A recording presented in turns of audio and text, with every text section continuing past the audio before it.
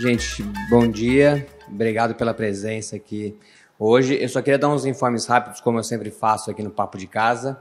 Algumas pessoas aqui até já conhecem os recados, mas em primeiro lugar, só lembrar que a gente está com inscrições do Prêmio do Objeto Brasileiro ainda abertas até o final do mês. Muito bem. Muito obrigado. Ótimo, muito obrigado. Essa é uma programação mensal do museu, que nós fazemos todo último sábado do mês. Então, podem acompanhar as próximas programações do museu para esse projeto. E lembrar para vocês que nós temos a loja do museu, né? Visitem, divulguem, nos ajudem nesse processo de torná-la ainda mais conhecida do público. Muito obrigado. Passo para a Regina, que vai conduzir o Papo de Casa. Bom dia a todos, né? Prazer ter vocês aqui novamente. Esse é o último Papo de Casa dessa exposição, né? A gente fez vários papos sobre moda. Então, a exposição está se encerrando também agora esse mês. Quem tiver oportunidade... Esse domingo, né? Esse domingo que termina.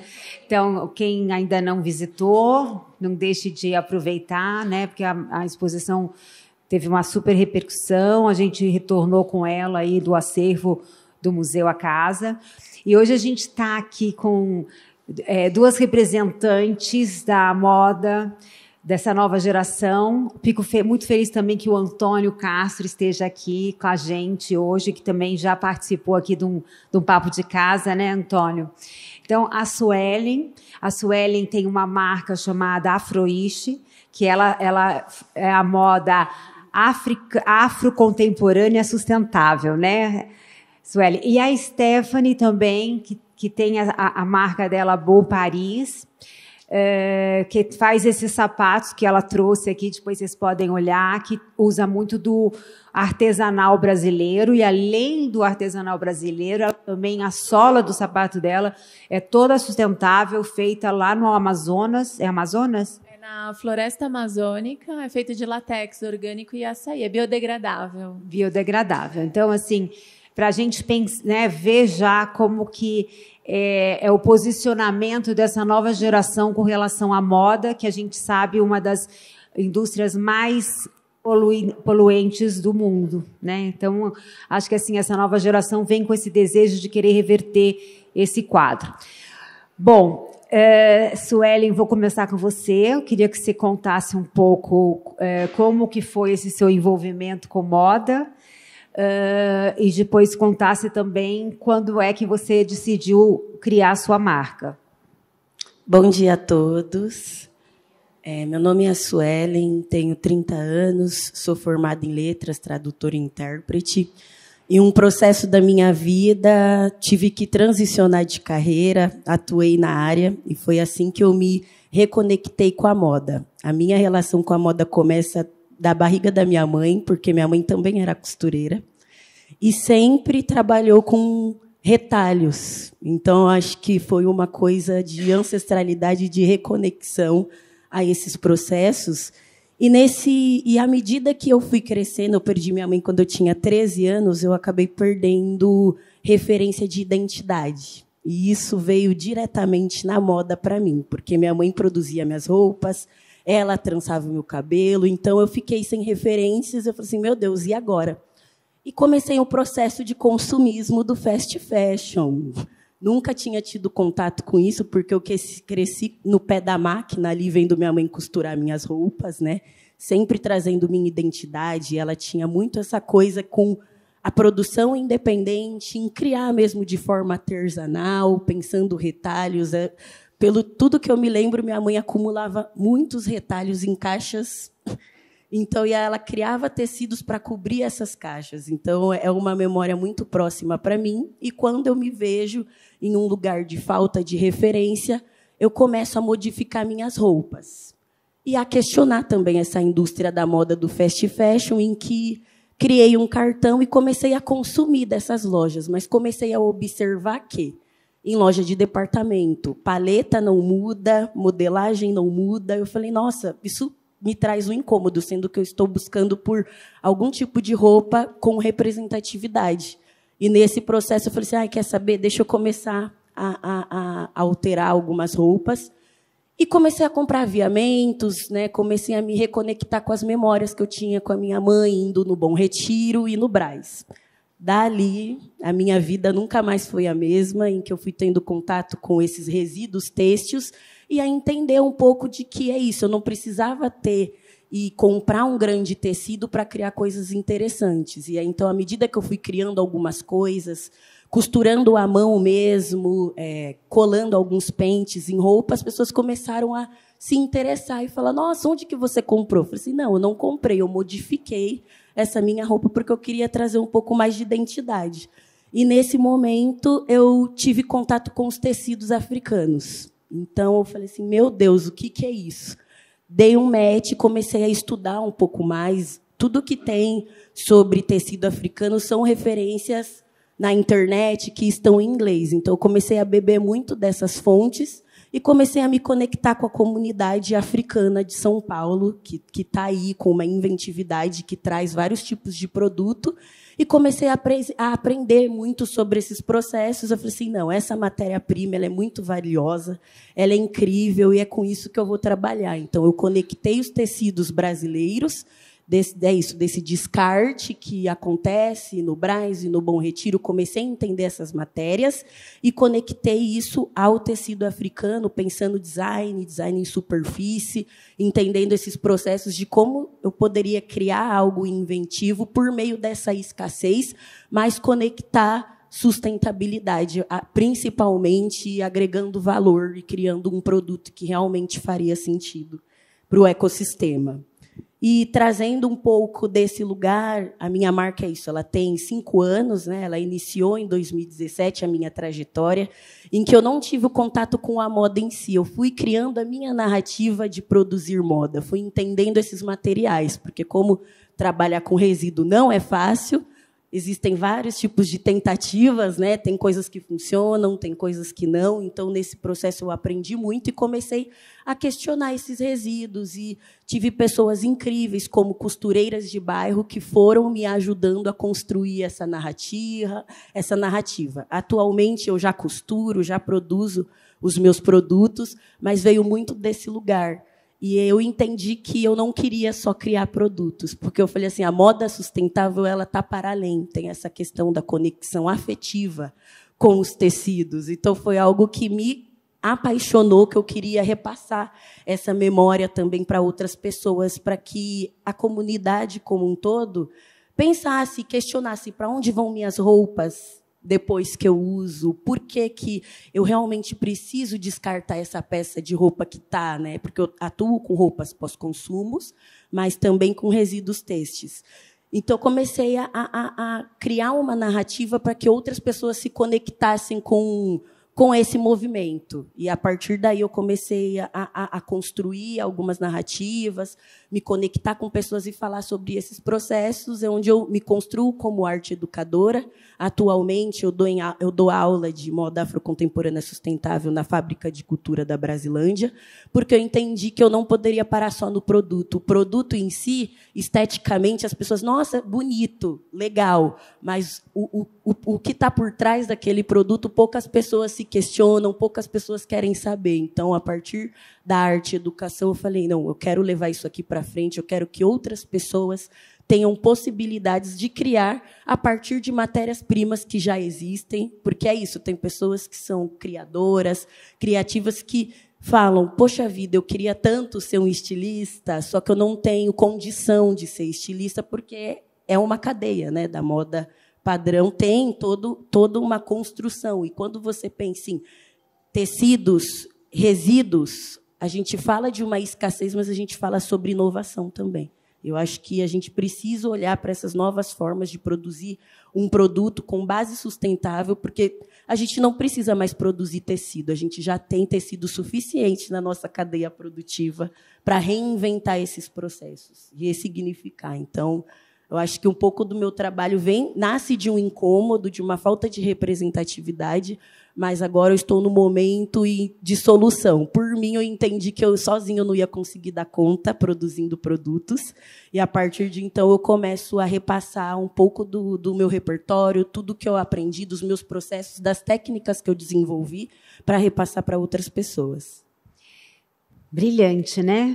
Muito bom, muito bom. Você, Stephanie, também. Conta um pouquinho da sua história para a gente. Oi, gente, tudo bem? Então, eu comecei aqui em São Paulo, estudante de moda, no Instituto Europeu de Design. Fiz um pouquinho de moda, vi que meu lance não era ficar na faculdade. Então, eu fui viajar e comecei a viajar o mundo, né? Até que eu paro em Paris. Morei 3 anos em Berlim, como artista plástica, comecei a trabalhar só com arte. E depois eu fui para Paris. E em Paris que começa meu trajeto com a marca. Eu passei por um trauma emocional muito grande. Infelizmente, eu tive que passar por uma coisa que muitas mulheres passam, que é abuso de violência, né?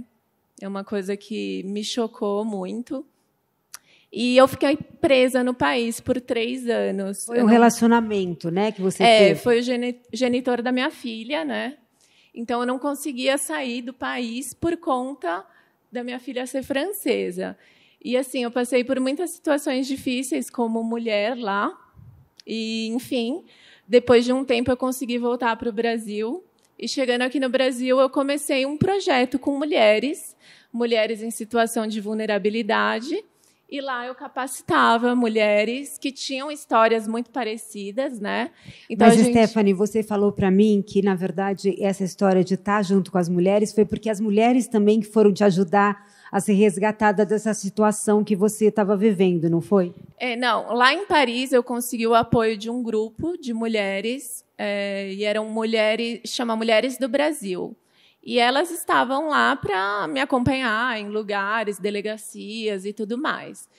E quando eu fui resgatada por outras mulheres, eu pensei, bom, eu acho que eu devo fazer algo que eu possa retribuir também a esse grupo, né? Esse setor na sociedade. Foi quando eu voltei para o Brasil e resolvi criar algo para mulheres. E aí, enfim, se você quiser fazer alguma pergunta. Não, pode contar. Eu só queria que você fizesse essa conexão, né, desse grupo de mulheres e que isso te motivou a também querer, né, trabalhar com mulheres. E aí você pode continuar, então, a narrativa. Então, exatamente. Então, foi bem traumático para mim. Quando eu cheguei no Brasil, eu estava debilitada, eu precisava me recompor como pessoa. E aí eu falei, bom, eu vou começar a viajar o Brasil, porque uma das coisas que eu mais gostava quando eu era nova eu sou nova, né? Mas quando eu era adolescente, era viajar, conhecer lugares, né? Então eu falei, eu vou para a Bahia, eu vou para lugares lindos que me fazem bem. E nessa eu comecei a conhecer mulheres em situação de vulnerabilidade, né? E a gente começou essa troca, conversar, trocar histórias e, ao mesmo tempo, tecer. E aí eu criei esse projeto social. São mais de 15 grupos, né? E a gente tece histórias. E aí vivemos assim, né? Até hoje eu estou fazendo esse projeto. E é isso. Mas me conta como é que foi esse primeiro início, assim, o contato com o seu primeiro grupo, né? Onde é que foi? Como é que surgiu a ideia de criar a Beau Paris? Tá. Então, foi em Paris mesmo. Lá em Paris, eu cheguei à conclusão que eu amava a moda e queria conforto. Então, eu criei um sapato com conforto, eu desenhei esse sapato. E chegando aqui no Brasil, eu falei, o primeiro lugar que eu vou é Maceió, porque eu amo a renda filé, né? E aí eu cheguei lá, é o sapato que eu estou no pé. E eu cheguei lá e eu vi tanta coisa linda, e eu falei, a primeira coisa que eu quero é capacitar um grupo de mulheres para fazer esse sapato com a renda filé. E aí eu comecei a ter ideias, né? Aí eu comecei a enlouquecer, porque eu vi que o Brasil é cheio de riquezas, cheio de coisas lindas, né? Então eu fui para Pernambuco, eu vi a renda renascença pela primeira vez. Aí eu me apaixonei pelas mulheres lá também, que não têm recursos nenhum, mas mesmo assim continuam naquela batalha de fazer a renda, vendendo por um preço assim Gente, é triste, mas elas não vendem. Elas fazem um trabalho, às vezes, de 15 dias e não são valorizadas, sabe? Então, eu comecei a ver aquilo, ver histórias pessoais delas, e eu falei, eu preciso fazer alguma coisa que una a moda com missão pessoal. Eu sempre fui assim, eu sempre quis misturar as coisas, eu nunca quis fazer algo que já existisse, eu queria modificar alguma coisa.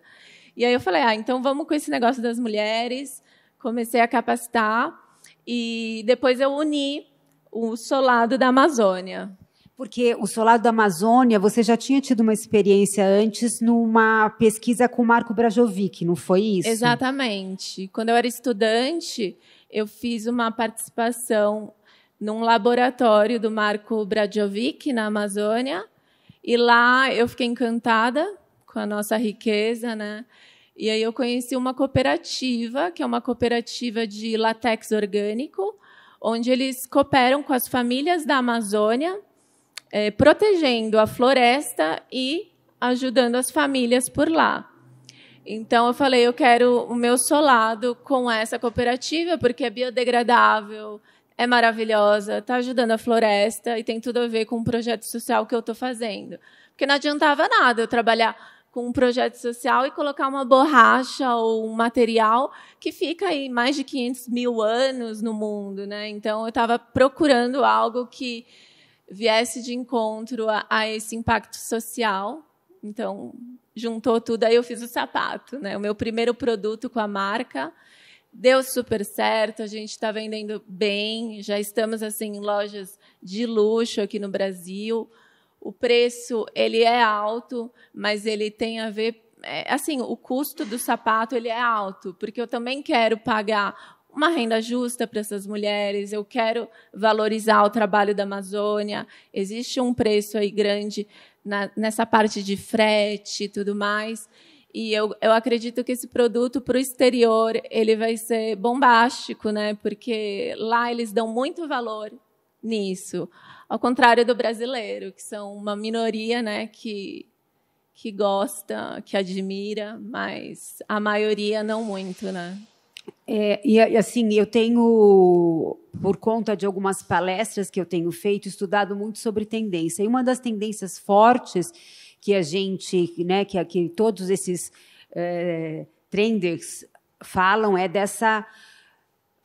da volta do artesanal com muita força, porque num mundo em que a gente é bombardeado o tempo inteiro, em que a gente tem tanto estímulo, é o artesanal que nos reconecta com as nossas raízes, né? Então, é muito feliz a gente ter aqui duas de vocês trazendo essa proposta, né? E investigando e valorizando o que a gente tem de mais rico, né, que é a nossa cultura. Então, acho que a pesquisa também é muito importante aí no trabalho de vocês duas. Eu queria, Suelen, que você contasse um pouco, porque eu vi que você tem uma pesquisa sobre as tribos africanas, né, sobre as cores, sobre as estampas. Eu queria que você contasse um pouquinho sobre isso e depois passa para a Stephanie falar também como que é essa sua pesquisa com as rendas e quantas comunidades hoje em dia estão envolvidas com vocês. Sim. No caso, são as etnias africanas.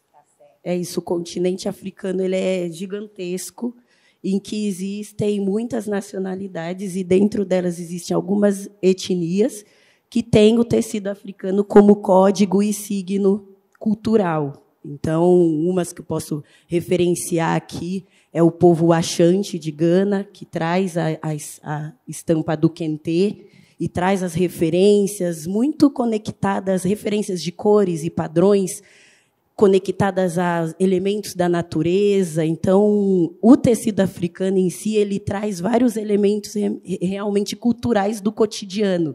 Esse que você está, por exemplo, é de alguma etnia? Sim, ele traz referência à padronagem do kente, inclusive, que são umas das estampas que eu mais gosto de utilizar, que são padrões geométricos pequenos, mas com detalhes. Então, quando eu penso design, em trabalhar com as paletas de cores, tento harmonizar tudo isso e, no final, super dá certo. E, nesse processo, existem padrões estéticos somente e existem padrões de referência a etnias africanas. Então, à medida que qualquer pessoa se conecta com o tecido africano, tem alguns que estão sendo popularizados aqui no Brasil. E é aquilo, o tecido africano aqui no Brasil, ele demorou para chegar. No entanto, que quem importa é a comunidade africana, que nos conectou e nos apresentou essa matéria-prima que dá para ser usada tanto no vestuário, mas também no design, no artesanato. Então, existem muitas possibilidades. Mas, entre tudo, a gente precisa observar o tecido africano. Ele tem uma textura diferente. Ele é produzido com algodão cru e é tingido com a base de cera. Então, são tecidos que, na hora de você utilizar, a primeira vez você vai ter que ter todo um trato com esse tecido. Então, primeiro você adquire, depois você lava, você entende, tem que ser lavado com sabão neutro. É um tecido realmente que ele tem uma especificidade totalmente diferente dos tecidos brasileiros, né, que a gente está acostumado a trabalhar muito com malha. É um tecido totalmente diferente. No entanto, que para roupas tradicionais, o que diferencia a minha moda é que eu trabalho com tecidos brasileiros compatíveis, que eu entendi que funcionava conectar os dois, e já os tecidos brasileiros têm a questão da malha. Quando a gente vai buscar estamparia brasileira, né, tem muito da chita, tem muitas essas estampas da amazônica, isso é natural nosso. Então, quando as pessoas se conectam com o tecido africano, é batata. Toda pessoa que bate o olho fala, isso aqui é tecido africano, porque tem um padrão específico. Por mais que tenha essas diferenças de etnia, cultural, tem o tecido da samacaca, que é de Angola, do povo banto. Então, à medida que a gente vai se aprofundando e se conectando, porque muito das pessoas que revendem tecidos, se a gente tiver um pouco de paciência para aprender e perguntar, tem uma tradição griot. Eu aprendi muita coisa assim também, de realmente contar, olha, de se questionar mesmo. Olha, legal esse tecido, a cor, porque a primeira coisa que a gente bate o olho é na cor. Ai, gostei desse. E são sempre coloridos? Por sua maioria. Existem os tecidos monocromáticos, que principalmente vêm da Nigéria, uns tecidos mais monocromáticos, com uma cor só, mas, por sua maioria, são tecidos que têm ali uma paleta de 5 cores, no mínimo, ali, para você brincar bastante. Mas é isso, se conecta, tente e perguntar de onde que é esse tecido. Muitas pessoas falam sobre a apropriação cultural, e eu acredito que é um ponto a se pensar, mas eu acho que assim, se a pessoa entende do que se trata aquele tecido, para mim é um orgulho hoje em dia as pessoas olharem para mim e conseguirem decifrar, isso aí é tecido africano. E entenderem que tem um contexto, tem um cunho cultural por trás disso, tem uma cultura que é representada. Existem traços estéticos que não representam nada, é só design, mas tem outros que realmente se referem a uma cultura. E, para mim, é muito interessante quando outras pessoas sentem interesse em aprender. E, hoje em dia, você já consegue bater o olho e saber de qual etnia é o tecido? Sim, devido às pesquisas, eu já consigo diferenciar. E trago isso muito no meu Instagram também, falando um pouco das estampas para as pessoas. Então, a Afroish costuma trabalhar mais com essas paletas, com esses tipos de tecidos, porque é isso, à medida que eu vou aprendendo, eu vou me conectando com essas histórias. Que aí eu entendo um exemplo. Tem o tecido Ndebele, que é da cultura da África do Sul. Da etnia Ndebele, que é uma etnia de mulheres matriarcas que começaram a criar design e grafismos nas fachadas das casas. Eu falei, meu Deus do céu, mulheres artistas que perduram uma cultura e passam isso para as mais jovens para continuar dando legado ao design de família, sabe? Então, são coisas que eu fui me conectando e você vai se apaixonando e criando os seus favoritos. E eu tento trazer isso muito na Afroish, explicando esses referenciais para o meu público, para que eles também aprendam sobre moda, mas também cultura. E onde que você adquire esses tecidos? Com fornecedores africanos, que eu me conectei, então eu fortaleço também a economia buscando e Mas absorvendo. Aqui Aqui em São Paulo. Mas eles trazem de lá, importam. Desculpa. Imagina. Mas, Suelen, você faz essa mistura, né? Essa combinação, na verdade, do que você garimpa no Bom Retiro com os tecidos africanos. Isso, e crio minhas modelagens. E aí... Por exemplo, esse casaquinho que você está aqui hoje, né? É um casaquinho que você garimpou lá no Brás, no Bom Retiro, aí você vê o tecido. Isso. E aí você confecciona...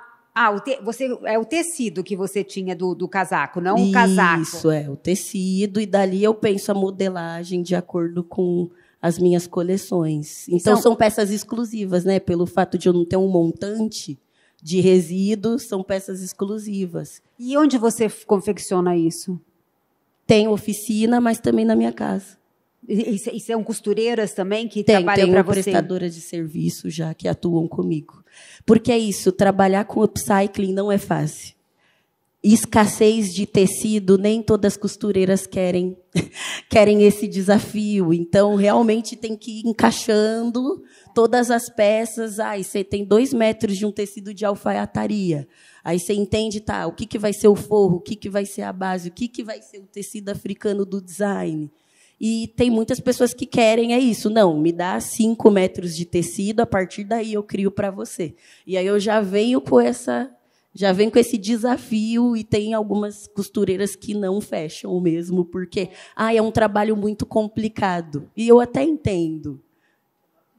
Toma muito tempo, porque recortar, tentar diminuir os impactos de ter um resíduo pós-produção, porque é isso, até o que sobra eu guardo para juntar depois. Então, eu sempre falo, não jogue isso aqui não, que eu vou usar para alguma coisa. Não é fácil, assim, é desafiador, mas é a minha proposta de valor, é o propósito que eu encontrei para poder criar algo exclusivo, mas, sobretudo, sustentável. Que bom. Stephanie, a gente vai abrir para perguntas no finalzinho. Tá?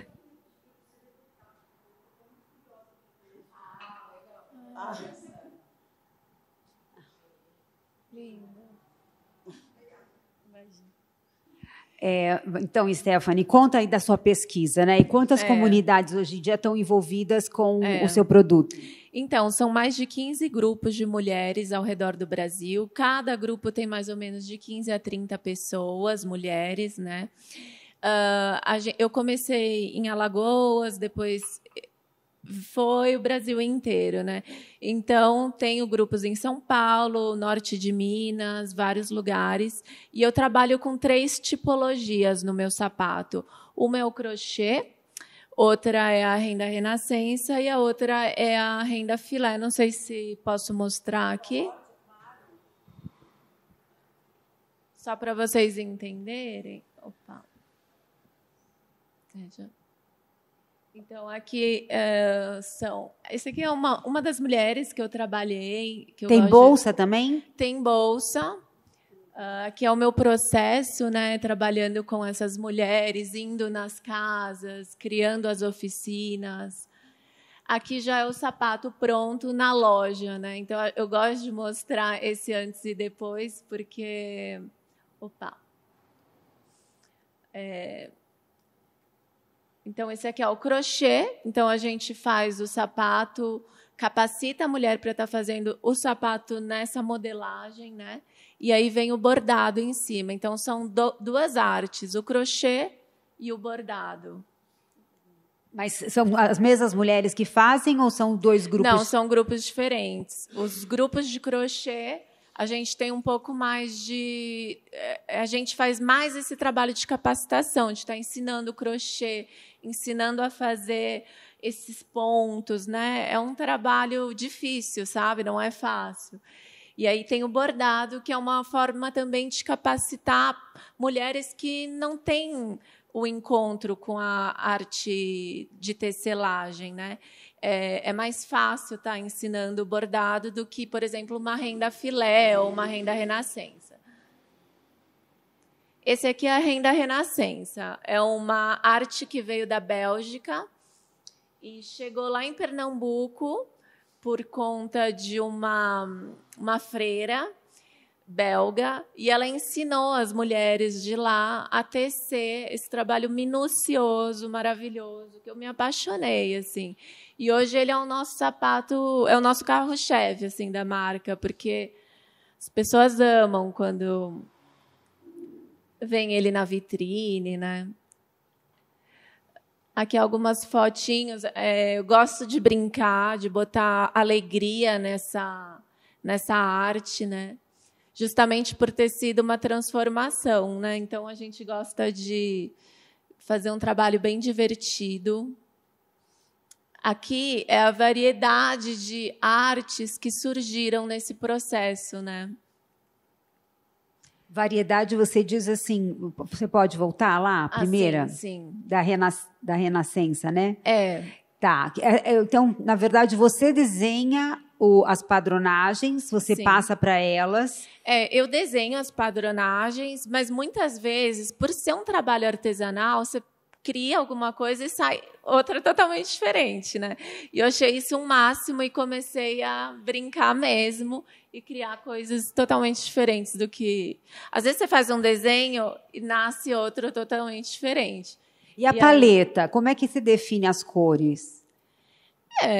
Você define? Eu defino. Eu sou a estilista, a diretora criativa, né? Penso em tudo, mando para elas. Às vezes elas falam, nossa, eu acho que isso eu não vou conseguir. Mas então faz do seu jeito. E aí dá certo no final, né?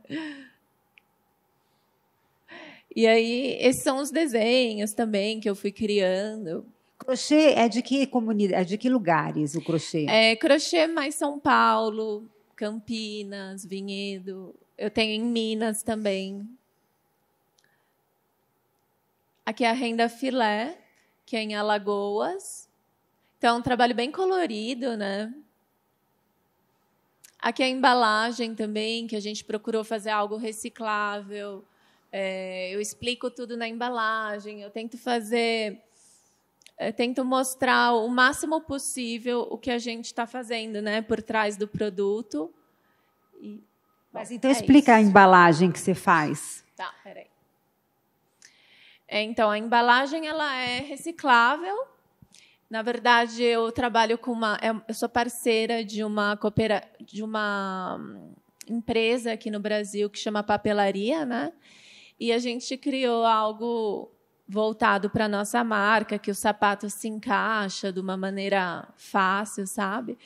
E é isso. Na verdade, a embalagem é a última parte do processo, né? Mas é importante também essa parte do processo, né? É super importante para explicar o produto, né? Para explicar, e porque também é um produto sustentável, né? Na verdade, é uma forma de pensar de que é algo que vai...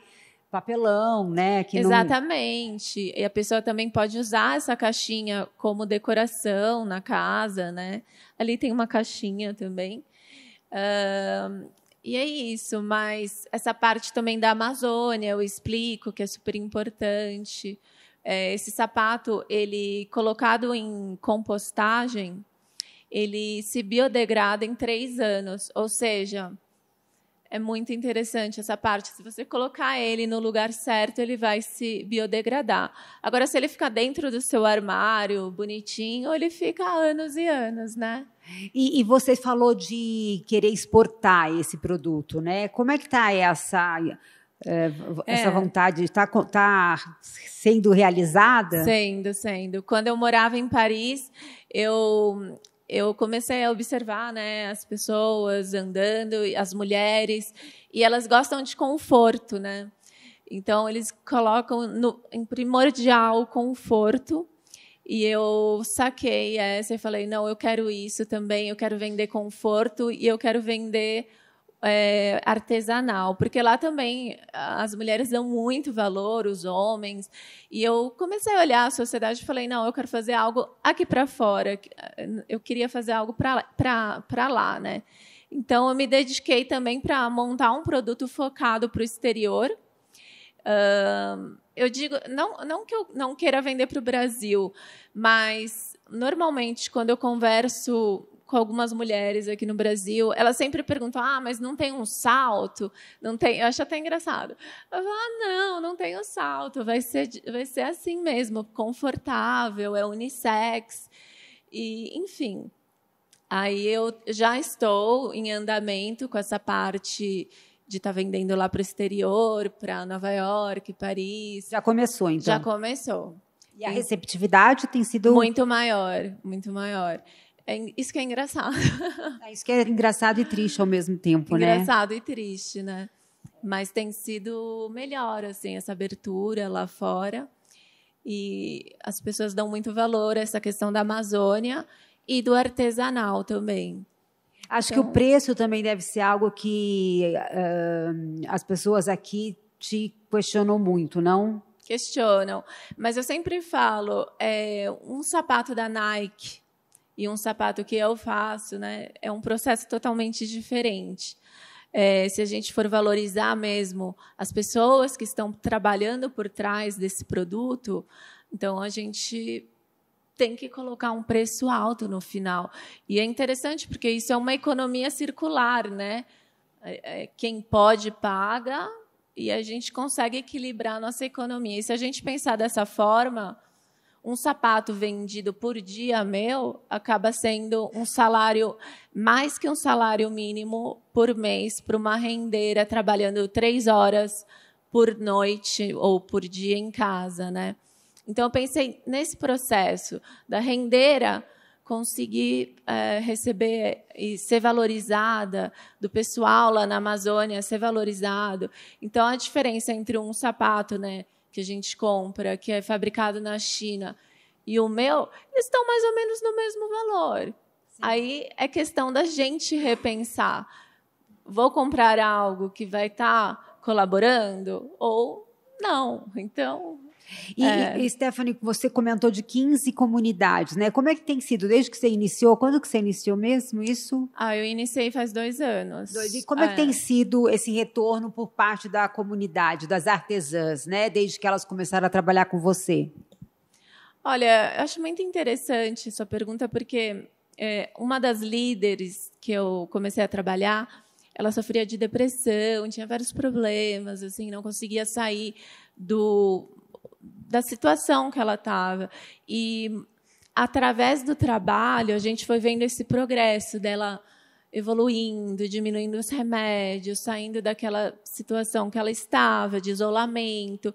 Então, ela foi um exemplo de muitas outras que estão trabalhando com a gente, que a gente começa a enxergar a luz através de um trabalho terapêutico, né? Porque tecer é uma terapia, e também através da independência financeira. Então, isso é muito, muito especial, porque muitas mulheres, às vezes, ficam numa situação de agressão e tudo mais por conta da dependência financeira. Então, isso é uma forma dessa mulher trabalhar dentro de casa, né, e conseguir sair, às vezes, de uma situação difícil. Quando você foi atrás das comunidades, alguém te ajudou a encontrar essas comunidades ou você encontrou por você mesma? Como eu te disse, eu precisava de uma terapia. Então, quando eu viajava, eu buscava essas rendas, encontrava essas mulheres em comunidades, em lugares de alta vulnerabilidade, e lá eu conversava, explicava o projeto, explicava o que eu passei. Foi uma coisa bem humana, assim, sabe? Eu não contactei nenhuma ONG, nada disso. Na verdade, eu criei cada grupo, um por um, com muito amor, assim, muita dedicação, porque eu precisava daquela troca. Eu fico tão emocionada de ouvir esses 2 relatos, porque você vê, às vezes, o poder de transformação de uma pessoa, né? Às vezes a gente fica esperando tanto que os outros façam, que os outros resolvam, e como é importante, né, o depoimento delas para mostrar para a gente que basta um só para fazer muitas mudanças, né? Suelen, você quer mostrar, então, um pouco, né? Você tem também uma apresentação. Vamos mostrar da Suelen. Você conta um pouquinho para a gente também do seu trabalho, das suas referências e pesquisa.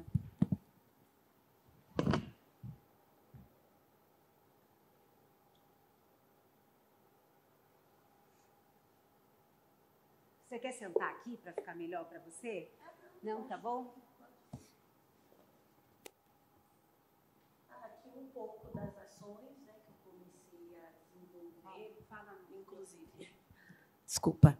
Aqui um pouco das ações que eu comecei a desenvolver em 2017, né, fui me conectando a vários parceiros para levar essa questão da disseminação e do conhecimento apoio à moda consciente e sustentável.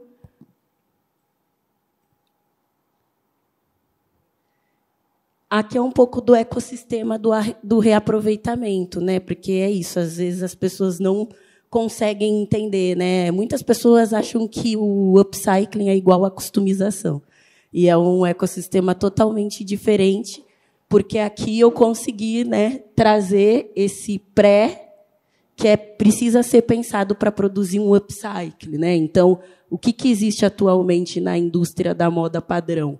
A confecção, né, do fast fashion, é produzido uma modelagem, pilotagem, é produzido um resíduo de corte, existe esse pós-produção.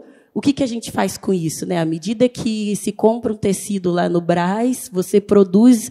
O que você faz com as sobras, né? Muitas das vezes, em empresas, elas simplesmente pegam esses resíduos, colocam em um saco e descartam na via pública, e quem que vai fazer o gerenciamento desse resíduo é a Loga, né, que vai lá para o aterro sanitário. Ninguém consegue fazer a gestão desses resíduos. Então, à medida que se produz uma roupa, existe a pós-produção, que é o que sobra. Como que a gente resolve esse problema? Nós, como indivíduos, a gente não se questiona quanto a isso. Eu, como uma agente de transformação, vou lá, tento gerenciar o que eu posso. Não consigo gerenciar tudo, porque na minha casa já tem muito resíduo. Não consigo mais escoar, só produzindo mesmo. Então, é trazer uma reflexão do que vocês estão fazendo, até com as roupas usadas que vocês têm. Então, não quero mais essa roupa. O que eu vou fazer? Eu vou doar? Se eu for doar, vou doar de forma responsável, porque é isso, entender o impacto daquela roupa doada. Se a pessoa vai usar ou se ela vai descartar também. Então, trago isso por uma visão de roupas usadas, tem a questão do resíduo têxtil, existe o descarte indevido, que é feito na rua, e do descarte vai para o aterro. E do aterro se junta a todos os nossos rejeitos, que aí traz a questão da poluição ambiental, que só cresce, porque atualmente é descartado 46 toneladas por dia de resíduos, tanto de resíduos pós-corte e roupas pós-consumo. Então, é um cenário bem... Região, Bom Retiro e no Brás. É os nossos principais polos, mas não é só lá. É onde consegue ter um maior controle, no entanto que existe o Sustex Moda, que é um instituto que observa esses movimentos, inclusive tem um residômetro, quem quiser acompanhar mais de perto, entre no site do Sustex Moda, porque existe um acúmulo de 2017 até hoje nos aterros sanitários de 7.000 toneladas de resíduo têxtil. Então, assim, o que foi e o que não foi datado antes de 2017. Então, a gente tem um problema, calamidade pública. O que aconteceu no Rio Grande do Sul faz parte de um processo também de transbordo. Quando se chove aqui em São Paulo, a gente começa a se atentar, né? O que acontece? As roupas também vão para o bueiro. E onde que vai escoar? Tudo que é rejeito vai para o bueiro. E como que a gente está administrando isso? Muitas das vezes as pessoas não têm como direcionar, né? não têm conhecimento para onde direcionar as roupas que não querem mais, coloca no lixo, coloca na via, alguém vem, rasga aquele lixo, aí vai a natureza, chove, para onde vão esses resíduos? Então, a gente não tem mais para onde correr, a gente vai ter que pensar em políticas públicas, né?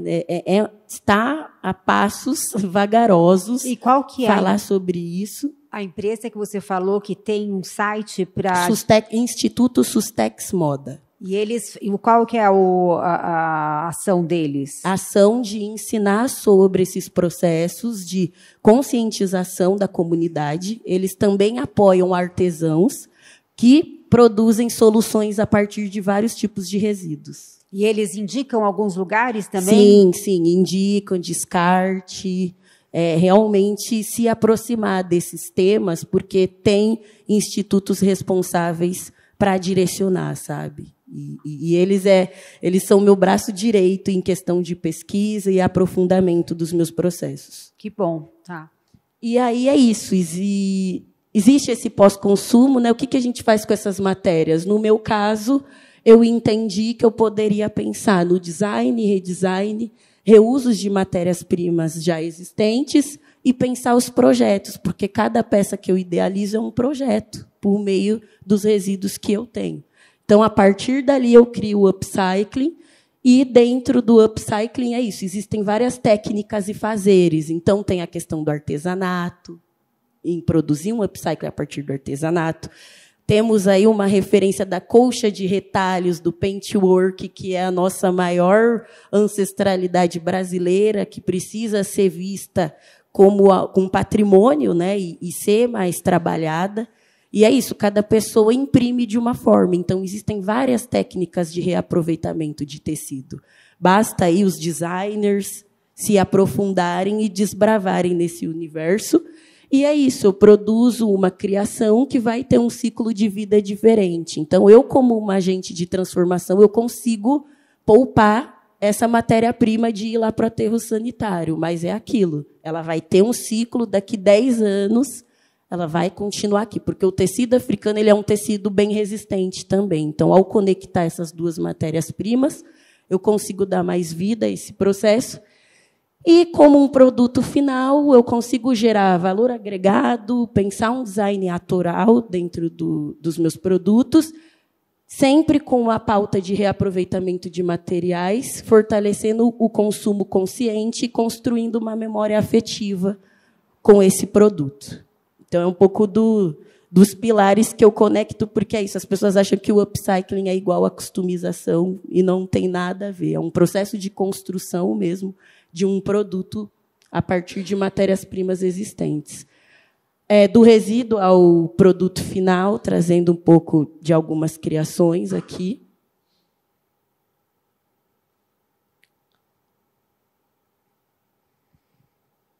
E Suelen, as suas roupas são vendidas aonde? Pelo Instagram.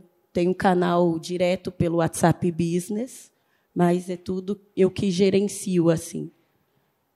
A ideia era que, tudo quando a Afroish começou, a ideia era que as pessoas dessem os resíduos delas para mim. Meu sonho de princesa era querer que as pessoas tivessem a consciência do valor agregado disso.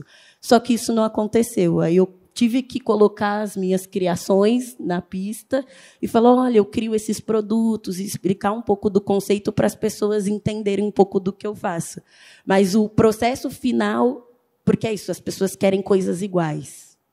Tudo do fast fashion. Mas eu quero igual a esse. Quando você tem que lidar com gestão de resíduos, nada vai ser igual. E principalmente com tecido africano, que também vem uma peça importada. Eu não tenho 10 metros daquele tecido. Também tenho que gerenciar aquilo. Então, as pessoas, às vezes, não entendem. E foi a partir da minha primeira criação, da minha primeira coleção que as pessoas entenderam um pouco e que gostaram da estética, para depois eu começar a explicar um pouco do valor agregado que eu trazia no meu serviço.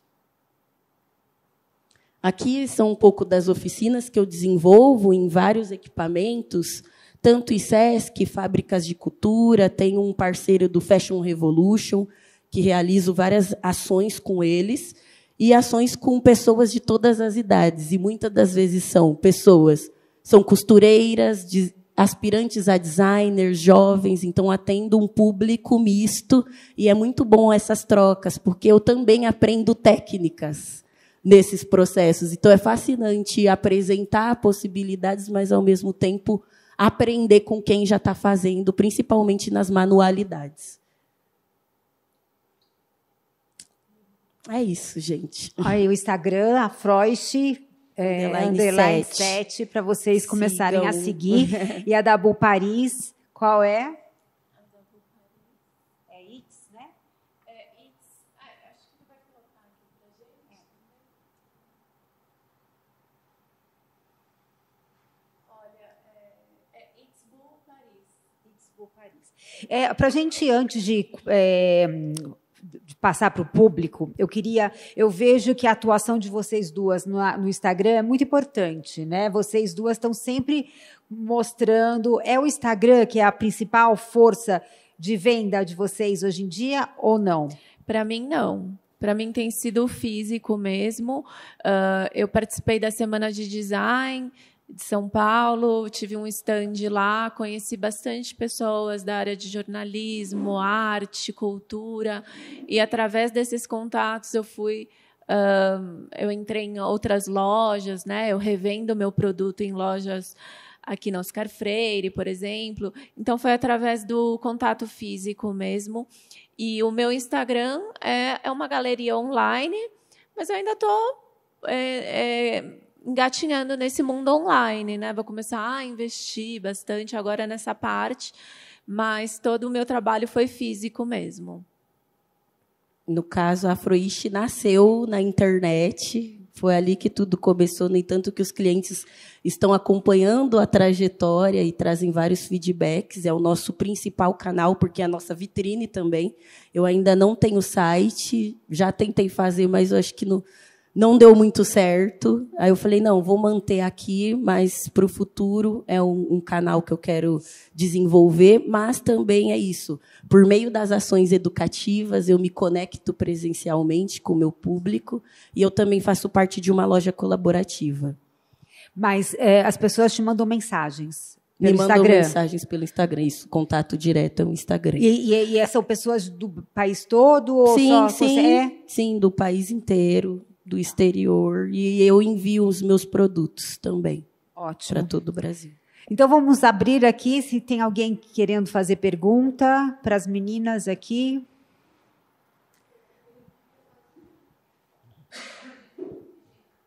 Pode estar.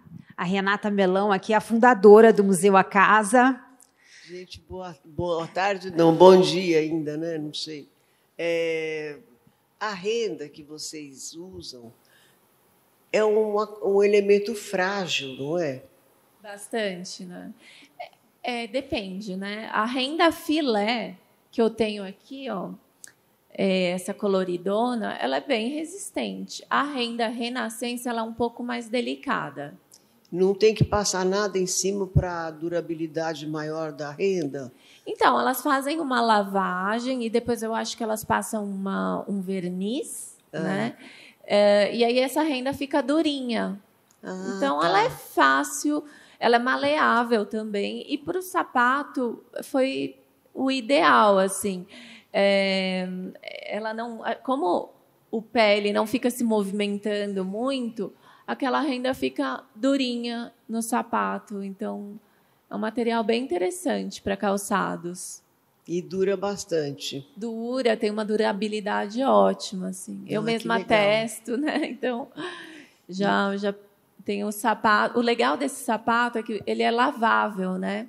Então, sujou a renda, a gente tem sapatos de renda brancos, né? Sujou, dá para lavar com sabão de coco, colocar no sol, ele fica novinho novamente. Legal. Agora uma para a Suelen. Também sou apaixonada pelos tecidos africanos desde sempre, pelas estampas, principalmente. E aí me falaram que as estampas, os tecidos não são estampados na África, são estampados na Holanda, em outros países. Como é que é isso? Inclusive, a maior empresa de produção de tecido africano é a holandesa, é a Hollandis Wax, que é isso, com o processo de industrialização, é isso, pegaram muitos padrões, referências de etnias culturais e pensaram em produzir isso em uma grande escala. Teve algumas empresas africanas, mas a gente entende, né, que o processo de usurpar a cultura tem toda uma questão estrutural referente a isso, foi produzido. E, à medida que esses tecidos foram começando a se globalizar, os africanos, a comunidade africana em si, falou: esses padrões, né, são nossos, essa cultura são nossas. No entanto, que eles criaram algumas empresas e começaram a produzir também. Mas a maior que temos atualmente é a Holland Wax, que é a maior empresa que produz tecido africano, que é isso, ele foi produzido de forma industrial. A gente não tem tecidos africanos artesanais, gente. Não, isso faz parte da globalização, mas é isso. A matéria-prima em si, ela se manteve, que é 100% algodão, porque senão a tinta com a base de cera não iria pigmentar. Por isso que o tecido africano tem essas cores tão vibrantes. Se ela fosse produzida de uma outra forma, ela não teria, ela seria mais opaca. Mas pelo fato de ser produzido em um tecido de algodão cru, ter um tingimento à base de cera, é o que proporciona o tecido africano se destacar no mundo inteiro. Então, tem questões, mas, à medida que os africanos também falam, não, porque é isso, no Brasil é muito difícil as pessoas se conectarem e conseguirem bater o olho e falar: isso aqui é tecido africano.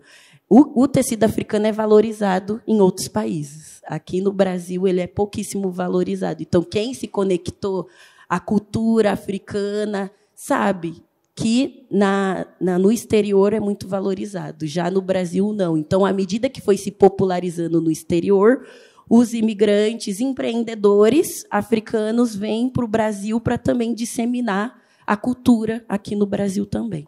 Mas, Suelen, essa empresa que você citou, ela fabrica os tecidos na Holanda? Isso, na Holanda. E distribui. Tá. Para o mundo inteiro, inclusive. Tá. Respondi. Os desenhos são padrões criados. É isso, existem alguns padrões estéticos que não necessariamente vão trazer referências culturais de alguma etnia. E tem outros padrões que se referem a grupos étnicos. Então, ao mesmo tempo, tem designers africanos que também já trabalharam na Holland Wax. Então, é um ecossistema pequeno, mas, à medida que foi globalizando, né, é isso. Padrões estéticos. Vamos continuar criando com padrões estéticos? Não. Vamos criar referente a algumas etnias específicas. Então, foi algo que foi se globalizando e crescendo, que não teve controle. Quem conhece o tecido africano vai conseguir bater o olho e falar: isso aqui é da etnia e da cultura tal. Por isso que é legal sempre, vou adquirir um tecido africano, se questionar de qual, essa estampa pertence a algum grupo étnico? Se pertence, qual é? Quero saber. E quem vai saber passar essas informações são os vendedores, que são os empreendedores africanos. Então, o que eu gosto de sempre indicar é isso.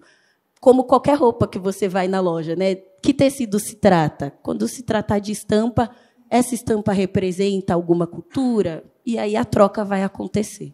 E, Suelen, são grafismos ancestrais? Tem muitos códigos e signos linguísticos ancestrais. Aforismo. Tecido de Gana tem os aforismos, que é muito parecido aos conhecimentos populares, sabe? Então, vão falar sobre elementos da natureza, ditados populares, o Adinkara, principalmente, que traz o referencial dos aforismos. Então, explica o que é.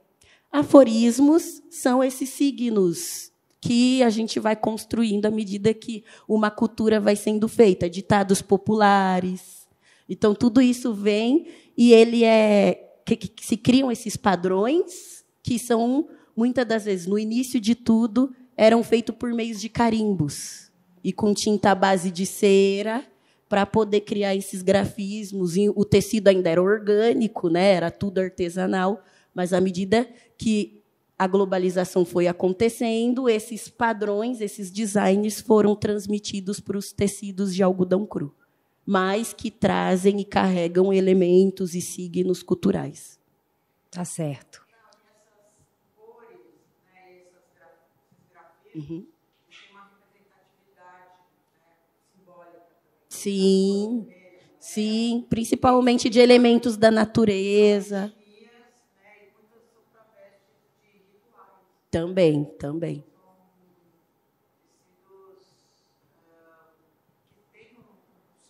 Sim, sim.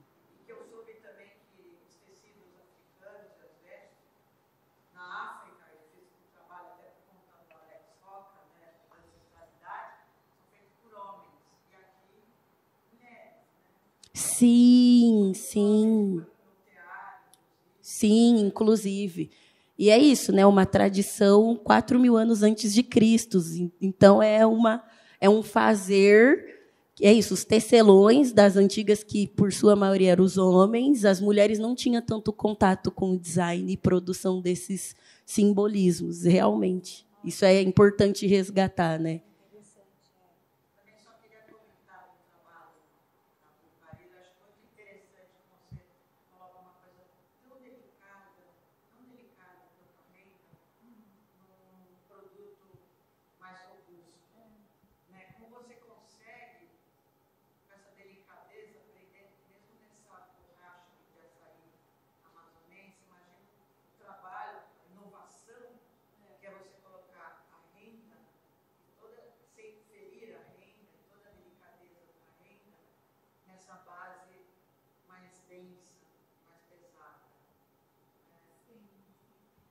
Então, isso também era uma questão minha e, aos poucos, a gente foi desenvolvendo uma maneira de colocar a renda na borracha sem ela se ferir, né?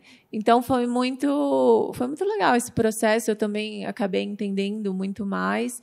E, hoje em dia, a gente consegue. Na verdade, a gente arranjou uma maneira fácil. A gente pensou num sapato que tem a mesma modelagem. Então, o crochê, a renda renascença e a renda filé, eles todos têm o mesmo molde, né? Justamente para não atrapalhar esse trabalho, né? Então, foi pensado muito nisso. Mais alguém?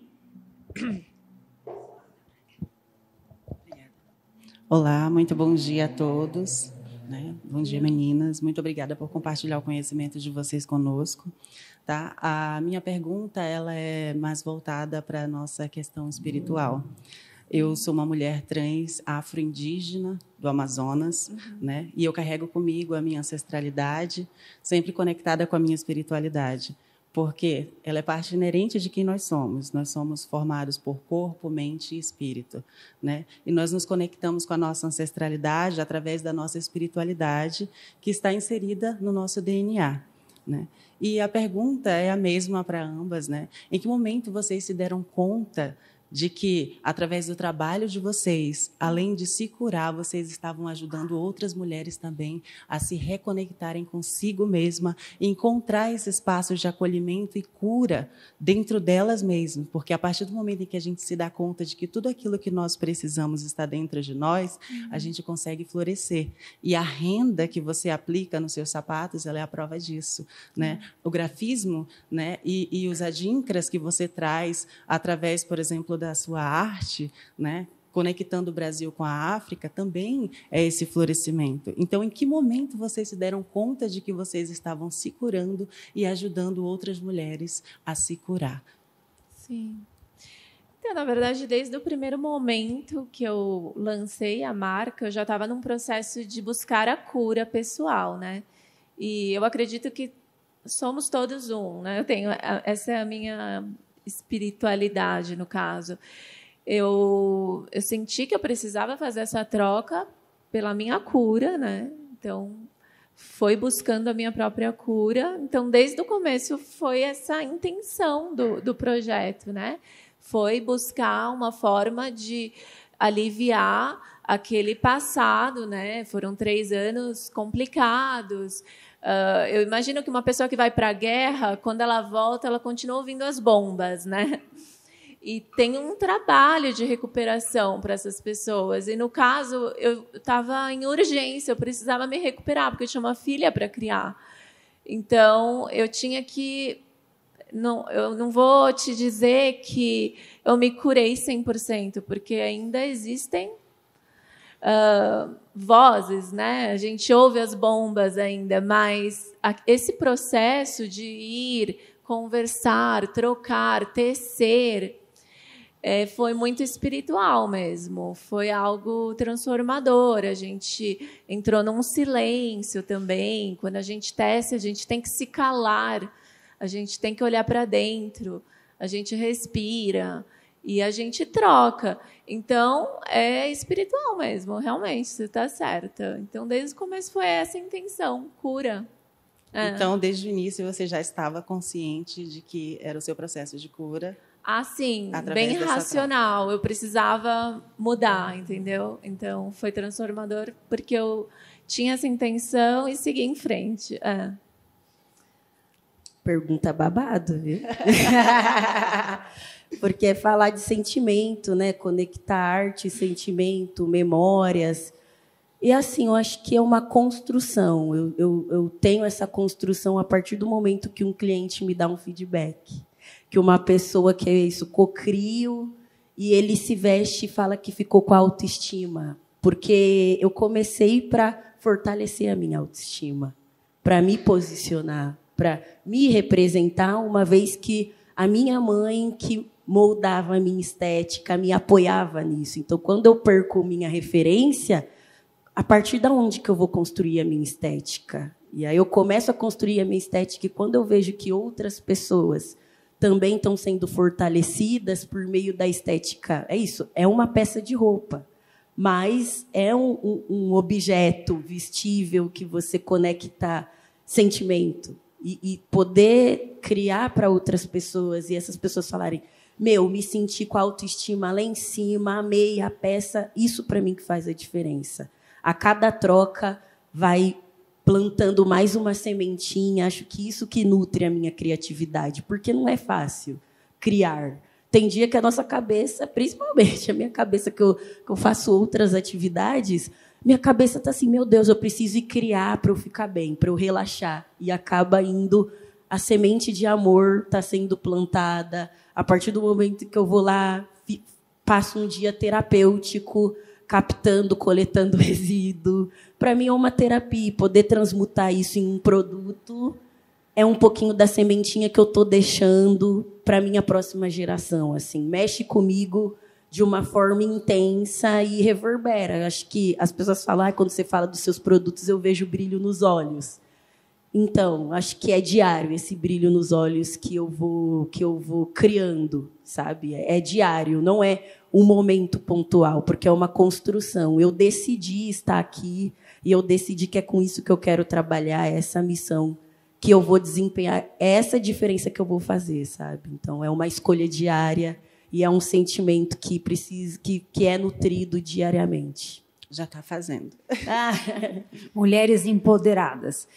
Eu queria terminar esse bate-papo, que foi tão especial, com a fala do Antônio. Antônio, porque você é da geração delas também, você é estilista, você também... você quer fazer uma pergunta?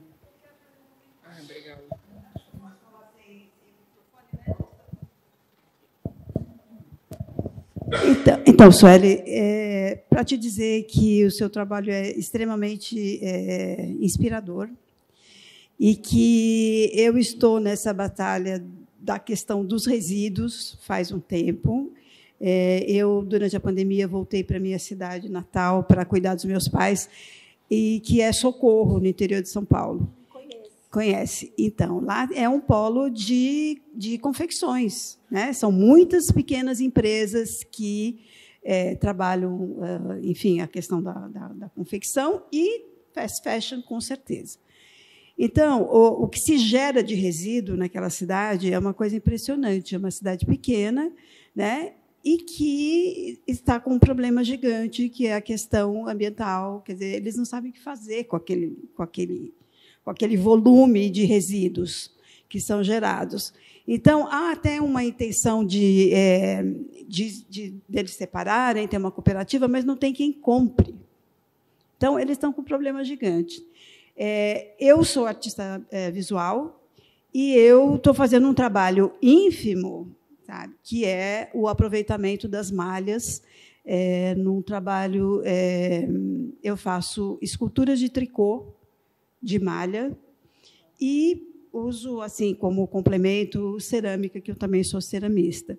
Então, quando você fala da questão dos resíduos e desses volumes, me remete muito a essa questão daquela cidadezinha que eu estou voltando a morar lá e tudo. E eu tenho muito interesse em conhecer iniciativas que realmente façam a diferença, né? Porque o meu trabalho é simbólico, é ínfimo, é nada perto, é um grão de areia no mar, sabe? E então, se a gente puder continuar em contato, eu gostaria muito de saber que iniciativas a gente poderia trabalhar até juntas para tentar resolver, né, minimamente essa questão. Tá? Mas muito obrigada por compartilhar, obrigada também, né? Foi muito proveitoso esse encontro para mim. Obrigada. Que ótimo, sigo à disposição. Vamos nos conectar. Muito bom. Obrigada também pelo seu depoimento. Antônio, então, se você puder falar para elas duas, né? Porque você também percorreu aí uma longa estrada. Hoje você já tem uma loja ali na Matheus Grow, você trabalha com artesãs também, você já desfilou na São Paulo Fashion Week, né? A sua moda. Queria, então, que você falasse com elas, assim, para a gente fechar essa conversa. Bom, pego de surpresa, mas vamos lá. Mas eu sei que você fala bem, eu sei que você vai se virar muito bem aí. Olha, eu acho que, assim, até aproveitando, né, o finalzinho aqui da sua fala, né, essa coisa da gente ser cada um grãozinho de areia no mar, eu acho que se cada um, né, com seu grãozinho, fizer o que está dentro do seu alcance, eu acho que a questão do resíduo, em específico, nesse caso, ela é um problema político, ela é um problema muito maior do que eu, ou ela, ou você podemos resolver, mas eu acho que o que tem nas nossas mãos a gente pode se mobilizar e tentar, enfim, ajudar o nosso entorno, né? Na Foz, por exemplo, a gente nunca jogou nada fora. Então, apesar de eu usar tecidos novos, todos os nossos resíduos são guardados. A gente manda para uma cooperativa em Maceió de fuxiqueiras. Então, elas fazem fuxico com os retalhos pequenos e os retalhos grandes a gente manda para a capela, onde as mulheres que trabalham com bordado para a gente na marca usam esses retalhos maiores para capacitar mulheres na região em torno ali da cidade, né? Nos sítios, nas fazendas, enfim. Então, claro, é uma produção pequena, eu sou uma marca pequena, mas a gestão, né, desse meu resíduo já é o que eu posso fazer dentro do meu alcance. Assim. Eu acho que se todo mundo, né, não só quem é marca, não só quem é empresa, mas quem, enfim, gera lixo, ou seja, todo mundo, quem está inserido num contexto, né, de consumo, qualquer pessoa que puder, né, olhar com um pouco mais de cuidado para esse problema, eu acho que já é muito. Assim. E acho que depois desse papo, todo mundo vai sair daqui com muita atenção depois que for querer se descartar uma roupa, né? Sim. Querer repassar uma roupa. Acho que depois dessa fala a gente vai ter muita preocupação com isso. Sim, é isso. E acho que o que esses dois trabalhos que eu entendo que se conectam entre eles é muito sobre o microimpacto que uma marca pode gerar, que é um grande impacto na vida das pessoas que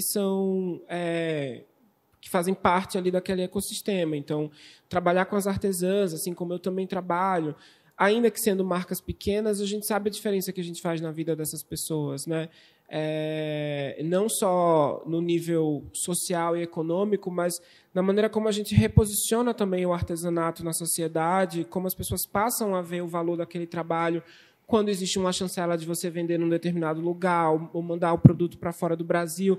Isso também impacta a cultura local dessas pessoas para que as próprias artesãs e as filhas delas passem a enxergar valor naquele trabalho e esse trabalho se perpetue. Né? Então, para além da remuneração justa e tudo que é, claro, o mínimo que a gente tem que fazer, eu acho que nesse lugar talvez mais idealista, talvez, mas em um lugar mais abstrato, acho que o que a gente está trabalhando para construir é um pouco esse orgulho do nosso próprio trabalho no Brasil, né? Enfim, então acho que são 2 exemplos lindos de trabalhos muito contemporâneos e que se unem a tantos outros que acontecem em São Paulo, fora de São Paulo, no Brasil inteiro, para essa nova, talvez essa criação de uma nova estética e de um orgulho brasileiro contemporâneo, assim. E é uma honra poder ouvir vocês falando. Isso me inspira também muito a continuar o meu trabalho. Acho que a gente vai se alimentando nessa construção conjunta, assim. A gente é uma teia, né? A partir do seu trabalho também. Sim. É muito importante isso. E acho que o futuro é isso, né? Inovar a partir dos materiais, pensar o ecossistema financeiro que roda, né, engrenagem que alimenta isso aqui, e conscientizar. Muito obrigada pela sua fala. Gratidão. Bom, olha, só agradecer, muito obrigada aí as duas por terem vindo aqui nesse sábado friorento, né, frio, até aqui ao Museu A Casa. A gente agradece a todos vocês também que estiveram aqui conosco. Como eu disse, esse é o último Papo de Casa referente à moda, né? Agora a gente vai ter uma outra exposição, serão outras conversas, mas vocês sempre muito bem-vindos aqui à nossa casa. Então, muito obrigada, um ótimo sábado para todos e muito obrigada também, né, por ter plantado tantas sementinhas na gente. Obrigada. Muito obrigada.